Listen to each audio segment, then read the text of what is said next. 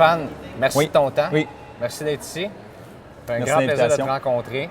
Puis d'enfin de passer en entrevue. On avait hâte de rencontrer un entrepreneur en série.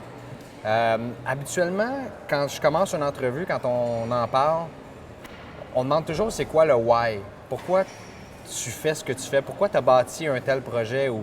Mais toi, tu as eu plusieurs entreprises, tu as eu plusieurs projets. C'est un petit peu difficile à ce moment-là de te demander ton why, mais pourquoi as-tu. Est-ce qu'il y a toujours un why derrière chacun d'entre ces projets-là? Ou...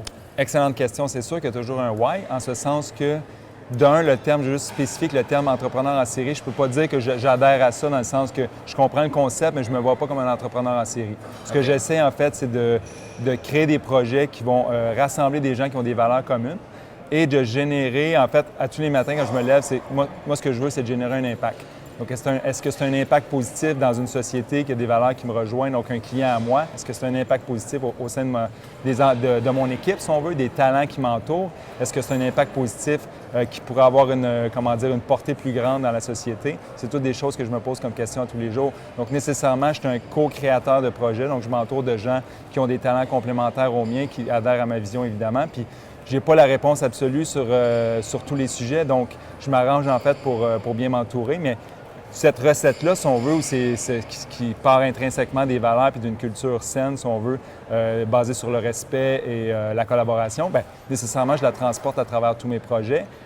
Donc, c'est ça. Donc, il faut s'amuser, il faut avoir une perspective aussi d'innovation, amener quelque chose de nouveau dans un marché ou amener quelque chose de nouveau, que ce soit en entrepreneuriat social avec des organismes à but non lucratif sur lesquels je siège, sur les conseils d'administration. Bien, il faut trouver des façons un peu d'amener une nouvelle approche ou rafraîchir, si on veut, la manière d'adresser les choses pour générer des changements, soit dans la société ou dans les entreprises auxquelles je participe ou auxquelles je vais supporter dans mes actions.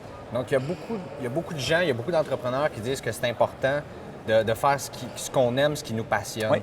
Toi, ce qui te passionne à ce moment-là, est-ce que c'est de changer le monde un petit peu? Est-ce que c'est d'améliorer la société ou c'est simplement le monde des affaires? J'utilise le monde des affaires comme un moyen. Changer le monde, c'est un peu gros comme statement, mais j'aurais dû mettre des guillemets comme ça. Oui, c'est ça. Bien, tu sais, à petite dose, si on veut, je peux trouver des manières de faire en sorte que les gens prennent conscience, si on veut, que chaque petit geste est important, chaque petite action, en fait, c'est ensemble. Le grand mot, en fait, c'est ensemble, on peut faire quelque chose de bien pour faire en sorte qu'il y ait moins d'inéquité sociale, qu'on adresse les changements climatiques, par exemple, graduellement. Et on ne peut pas tout faire d'un coup, mais si chacun fait une petite chose, les solutions sont là. On fait juste se revirer de base. Si chaque entreprise, par exemple, prenait quelques minutes par semaine juste pour réfléchir à qu'est-ce que je peux changer autour de mon environnement, ça serait déjà très, très sain. Puis on aurait beaucoup de problèmes de régler dans nos sociétés. Donc, j'ai oublié ta question, mais je pense que j'en réponds à une partie. Ça y répond très bien. Ça y répond très bien. Ça y répond très bien. C'est bon. Puis, comment tu vois le monde de l'entrepreneuriat au Québec présentement? Oui. On dirait que c'est un petit peu tabou de parler d'argent. Il y a quelques années que le succès est un petit peu proscrit ici au Québec pour les entrepreneurs, tu sais de quoi je veux dire. Oui. Comment vois-tu ça maintenant? On dirait que c'est devenu un petit peu à la mode de se lancer en affaires. Beaucoup de gens parlent ouvertement de leurs projets. Oui. Il y a beaucoup de start-up. On est dans un incubateur de start-up ici. Oui. Il y en a plusieurs comme ça à Montréal. Comment vois-tu ça, toi, de ton chapeau externe peut-être et interne également? Oui. C'est une super bonne question dans le sens que, tu sais, moi, je suis un gars de la génération X. Je vois les gens des millennials, si on veut, qui sont vraiment un peu plus entrepreneurs que nous, dans un certain sens. Je me retrouve dans une situation où je vois les porteurs de grands ballons ou de grands projets, si on veut, qui est le Québec Inc., qui, en fait, se sont un peu, puis j'ai beaucoup de respect pour eux, se sont assis un peu sur une certaine zone de confort dans laquelle nos jeunes, en fait, n'ont pas du tout. Donc, il y a quand même un bon écart entre le succès qu'ont vécu ces grandes entreprises-là et le type de succès qu'aujourd'hui on peut voir, parce que souvent, c'est plus basé sur soit l'idée, l'énergie, l'équipe, alors qu'avant, c'était seulement des grands projets, en fait, qui pouvaient se permettre de se dire « moi, je vais gagner la Coupe Stanley ». Donc, à ta question, comment je peux y répondre de façon intelligente? Moi, je me dis, ce qui est bien aujourd'hui, c'est qu'il y a une forme de démocratisation d'entrepreneurship. Donc, On a un incubateur ici, à titre d'exemple, le Collective Crew. Il y en a beaucoup d'autres à Montréal. Il y a des incubateurs d'innovation sociale à Montréal. Donc, tout ça pour dire qu'il y a beaucoup de possibilités de trouver, en fait, soit des équipes, soit du financement à petite dose. Donc, l'écosystème commence à se mettre en place, ce qu'il n'y avait pas avant. Donc, ça, c'est très positif. Et l'énergie à travers les médias sociaux, à travers les outils web, les outils numériques, permet rapidement, si on veut, de trouver les talents manquants, de créer de l'émulation entre des projets, créer des maillages, des partenariats plus rapidement. Au même titre qu'en termes de commercialisation, c'est plus facile de faire des ponts avec des territoires sur lesquels on pensait qu'ils n'étaient jamais accessibles, dont l'Asie, par exemple, qui aujourd'hui, on peut penser aller exporter des projets en Asie, même s'il y a encore la barrière culturelle, mais au niveau technologique, c'est beaucoup plus facile. Donc, ceci dit, le défi, c'est de se concentrer. C'est-à-dire qu'il y a tellement d'opportunités, puis on est autour de la table pour discuter d'opportunités. Il y a tellement d'opportunités que c'est facile de s'y perdre. Donc, si on manque de focus, si on perd le focus, alors là, c'est là que ça dérape. Il y a trop d'idées, l'émulation des idées, tout ce qui est développement agile, c'est super bon. Sauf que si on perd le focus, si on n'adresse pas, ce qui est le plus important, en fait, c'est que notre client final, qu'est-ce qu'il va acheter, c'est quoi le « what's in it for me », si on veut, de son côté. Puis si on ne le comprend pas bien, nécessairement, on peut s'y perdre assez rapidement à plusieurs niveaux. Donc, Puis tu as parlé de quelque chose qui m'a interpellé beaucoup, c'est la génération du Québec Inc., d'où est-ce qu'on voyait quelques noms connus maintenant de gens d'affaires. Et ces startups-là, les jeunes entrepreneurs qui commencent à avoir du succès au niveau technologique et dans d'autres domaines.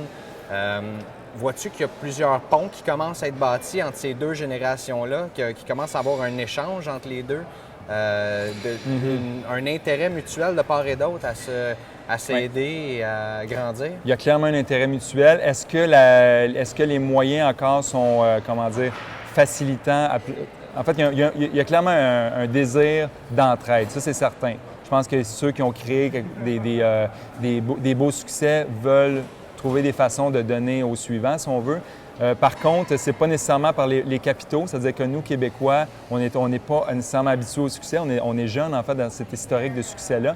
Donc, puis c'est une grosse généralité, mais j'ai l'impression que comparativement à nos amis à Toronto, les gens des autres générations du Québec Inc., si on veut, vont être moins portés à investir, si on veut, dans des projets générateurs, avec un certain niveau de risque, on va le dire comme ça. Donc, auprès de jeunes, en fait, qui ont une bonne énergie, comparativement à Toronto, où ils sont moins, me semble moins, assis sur leur argent, si on veut, qui est bien en dessous de leur matelas, si on veut, bien en sécurité. Donc, ça, je le vois un peu. Est-ce que c'est une généralité, ce que je dis, mais ça reste que je le vois, je le sens. Il y a un projet qui naît ces jours-ci, qui s'appelle Impact Finance. Oui. Moi, c'est un projet qui rejoint beaucoup mes valeurs parce qu'on s'en est déjà parlé ensemble. Oui. Peux-tu nous en parler exactement de ce projet-là? Comment ça va peut-être venir changer un petit peu la donne au niveau des entreprises, au niveau des startups? Oui. Vas-y, je te laisse le plancher. Très bonne question. Merci, Greg. En fait, Impact Finance, en fait, c'est un projet, c'est un écosystème financier à la base qui a le but, en fait, ultime, la finalité, c'est de créer une banque. Pourquoi une banque? Une banque responsable, donc une banque qui va générer des impacts positifs, qui va investir 100 de ses capitaux dans l'économie du réel, donc les économies d'impact. Les économies d'impact, c'est évidemment les clean tech, donc les énergies vertes, tout ce qui est habitation durable, l'habitation environnementale, toutes les industries de l'économie sociale. Évidemment, en fait, il y a beaucoup de choses à faire. C'est une industrie, en fait, qui représente aujourd'hui 60 milliards, si on veut, et dans les 10 prochaines années, en fait, va représenter 1 de l'économie mondiale. Wow. Donc c'est, je veux pas mal le dire en anglais, mais c'est 2 trillion, si on veut. Donc, 2 trillion, c'est...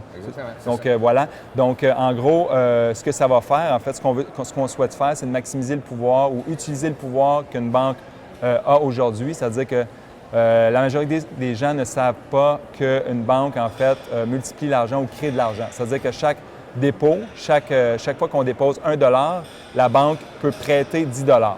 Donc, nous, ce qu'on souhaite faire, c'est par ce mécanisme-là, en fait, réinjecter cette multiplication-là par 10 dans les économies d'impact, dans le fond, en donnant le plein pouvoir, si on veut, aux citoyens. C'est-à-dire que les gens vont pouvoir contrairement à ce qui se fait aujourd'hui, c'est-à-dire avoir une approche boîte noire où ils ne savent pas trop ce que leur banque fait avec leur argent. Bien, aujourd'hui, nous, ce qu'on souhaite faire, en fait, c'est que les gens puissent choisir directement sur l'application, parce que c'est une banque virtuelle à la base, sur l'application mobile, choisir directement les secteurs et les entreprises qu'ils veulent supporter. Donc ça se fait sur 2 volets, c'est-à-dire qu'ils peuvent investir comme actionnaires dans une entreprise à impact, mais aussi peuvent décider que leur argent qui est dans mon compte épargne ou dans mon compte opération, dans le fond, va servir uniquement à des entreprises du secteur de la bio-agroalimentaire, par exemple. Donc, ou choisir un projet bien spécifique dans sa communauté. Donc, dans cette mesure-là, bien là, on leur donne le plein pouvoir. Puis on a une forme de transparence, si on veut, et une pleine collaboration, si on veut, dans tous ces mécaniques, si on veut, de partage-là. Est-ce que c'est une première mondiale? Sous cette forme-là, c'est une première mondiale, on peut le dire comme ça, mais nous, notre projet phare, si on veut, qu'on regarde beaucoup, tant en termes de gouvernance qu'en termes de succès, si on veut, en termes de pratique de gestion, c'est la Triodos Bank qui est à Amsterdam, qui est partie à Amsterdam. Donc, c'est un succès en Europe ça fait 30 ans qu'ils sont là. Donc, en fait, notre modèle, le modèle sur lequel on s'est basé pour bâtir la vision du projet et tout ça, pour l'amener à son état, si on veut, actuel, si on veut, c'est la Triodos Bank à Amsterdam, qui est une banque, une des premières banques responsables à travers le monde, qui fait partie de l'alliance des value banks, si on veut, mondiale. La Triodos Bank, en fait, c'est une banque qui existe depuis 30 ans et c'est probablement une des seules banques, en fait, comme les banques, les Purpose Bank, donc les banques qui ont une propension sociale, dans le fond, n'ont pas eu d'impact négatif, si on veut, durant la crise financière parce que tous leurs actifs sont investis directement dans les économies d'impact. Donc, des économies du réel qui n'ont aucune influence sur les fluctuations boursières. Okay. Donc, c'est sûr que nous, ce modèle-là, en termes de gouvernance aussi, c'est un modèle parce qu'ils ont une fondation, en fait, qui permet en fait aux gens d'avoir un pouvoir sur les destinées de la banque tout en respectant l'intégrité de la mission. Donc nous, en fait, notre modèle est vraiment intimement lié. Donc, ce qu'on veut éviter, c'est qu'une banque décide de nous racheter à une certaine étape et qui décide de complètement intégrer ça et changer les façons de faire, les valeurs et le modèle en tant que tel. Donc à ce niveau-là, on veut protéger, si on veut, le modèle de la banque pour le faire perdurer dans le temps.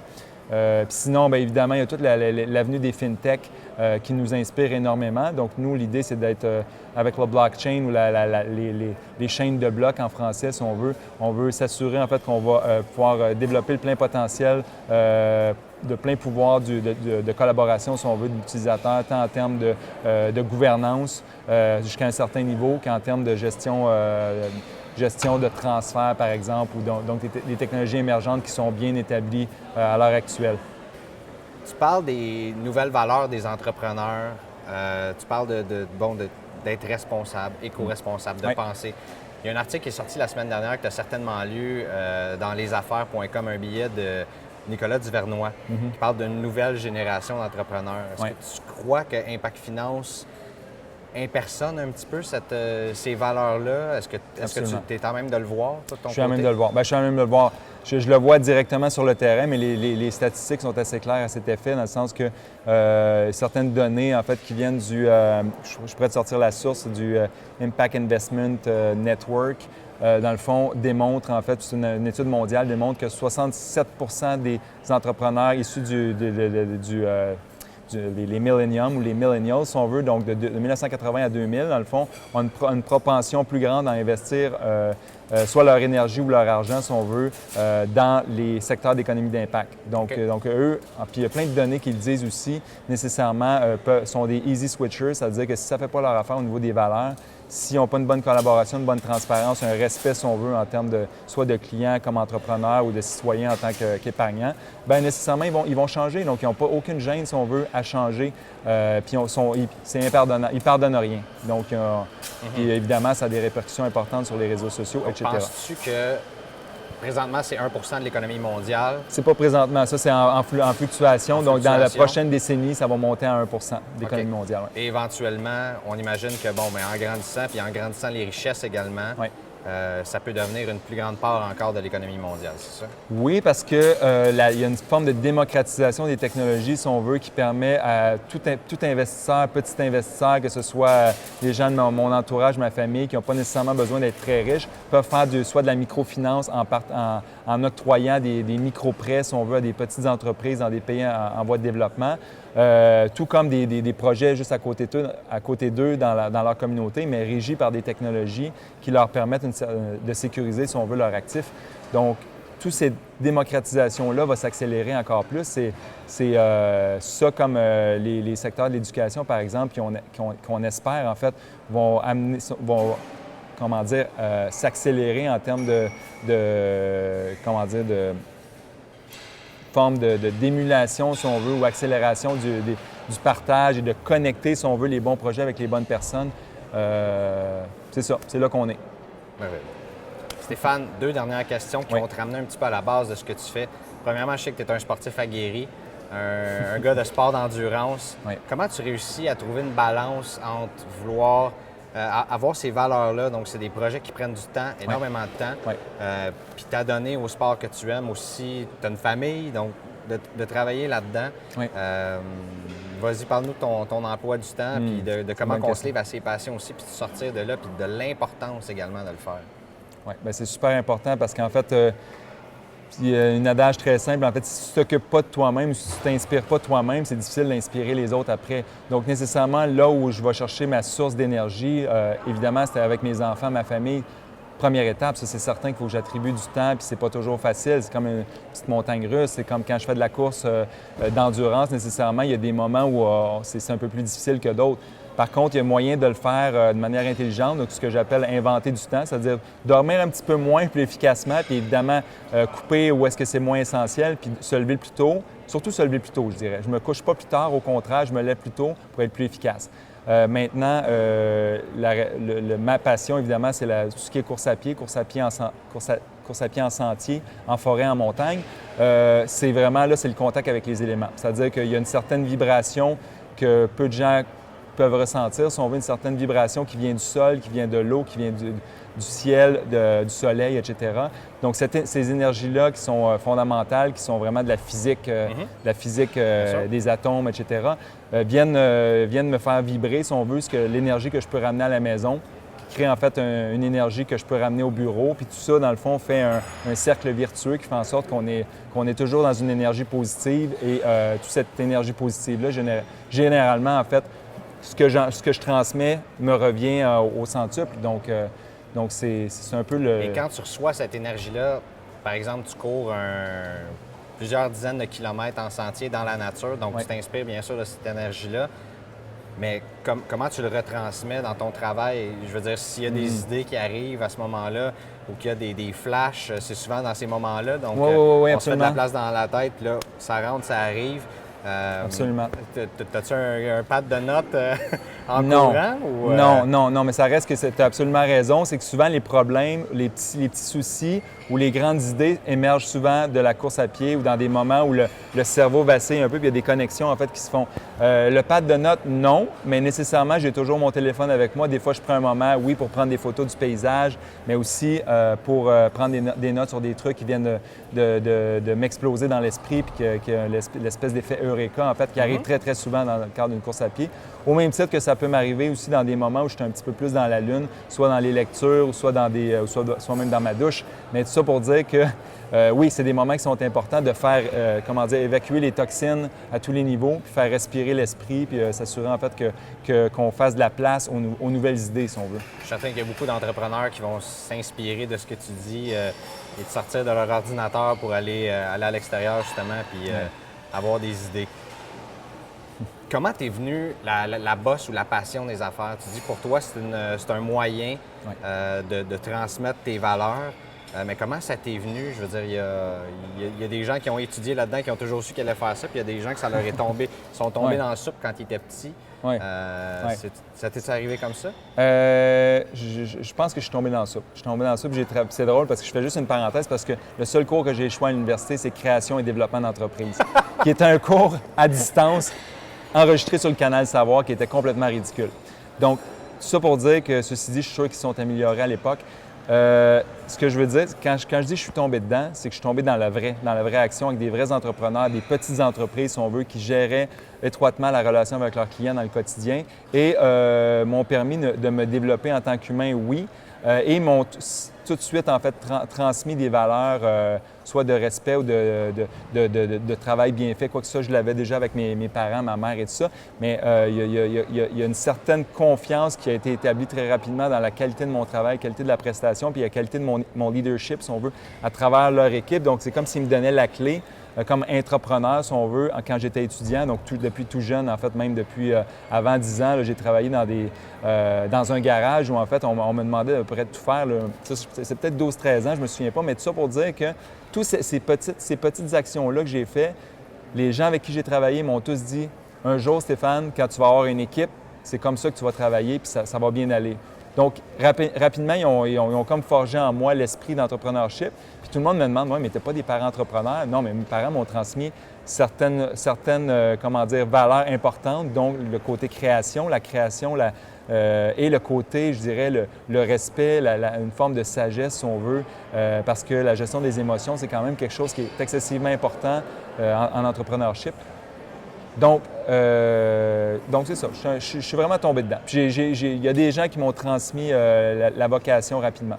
Puis quand tu arrives à un point où est-ce que je pense que tu es rendu à un point dans ton cheminement de carrière où est-ce que tu peux te considérer comme étant un mentor pour des jeunes entrepreneurs comme nous ici. Est-ce qu'on a toujours besoin de mentors à chaque étape de notre carrière? Oui. On a toujours besoin de mentors et mes mentors qui vont me voir à la vidéo, en fait, j'avoue que c'est un point sur lequel je manque un peu de rigueur, soit de demander de l'aide. Ça, c'est quelque chose, en fait, qu'il faut... c'est peut-être mon esprit qui est mal programmé au niveau je suis quelqu'un d'un peu compétitif, que je tends à délaisser avec ma zénitude, si on veut. Mais ceci dit, c'est qu'on a tendance à oublier qu'il y a des gens qui sont là pour nous aider, puis ça a une valeur inestimable à tous les niveaux. Donc, justement, des fois, c'est des petites décisions importantes qui paraissent simples, qui font toute la différence, puis c'est toujours mieux de consulter. Stéphane, merci pour tes bons mots de personne aguerrie, de coureur aguerri, mais également d'entrepreneur, d'homme d'affaires. Je pense que ça va aider beaucoup de gens d'entendre ceux-ci. C'est bon, Greg, puis félicitations pour l'initiative, l'opportunité. Je souhaite beaucoup de succès, en fait, à cette belle initiative porteuse qui va rayonner à travers les médias sociaux, c'est clair. Merci beaucoup. Merci, Greg.